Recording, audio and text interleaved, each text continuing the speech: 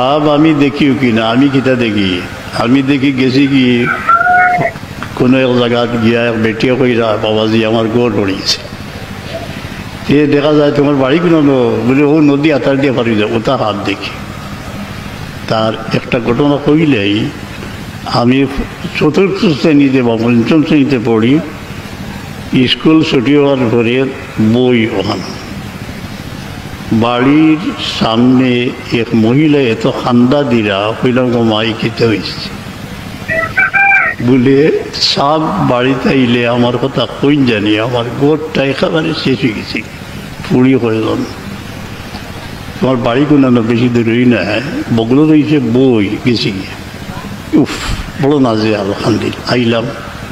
আবার বাদে আমার মাই ডাকিতাম আমরা, বাবারে বাবা মাইয়ে গরম হয়েছে কইলে গেছিল কই বলে বেটিয়া হাতে ধরি লইয়া গেছি কি কিতে হয়েছে ঘটনা শুনিয়া তার চকুর বানি আইল, কই রায় তোমার বাবা আইবা, আই আসলে আমি কইম সুবহানাল্লাহ।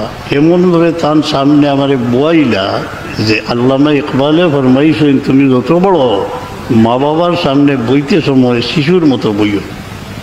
আমি হয়ে গেছি আমারে খাওয়াইয়া বইয়া হইলা কিলা দেখলা রাত সাপ তুলা তসি বানার পরে আমারে ডাকিলাম, মা বাবা দুই সাইডে বইয়া আমারে মাঝখানে বইয়া কইলা কিতে হয়েছে বলে ওলা কইলা ঠিক আছে।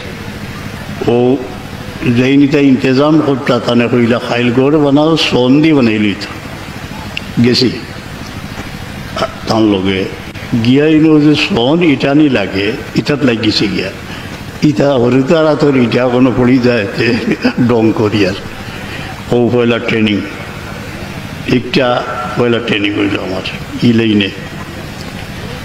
এরপরে মাশাআল্লাহ গড় হয়ে গেছে কি এই যে আমার শৈশব স্মৃতির থেকে বলছি, যারা মা বাবা জীবিত আছেন বিনীতভাবে তাদের সামনে বসিও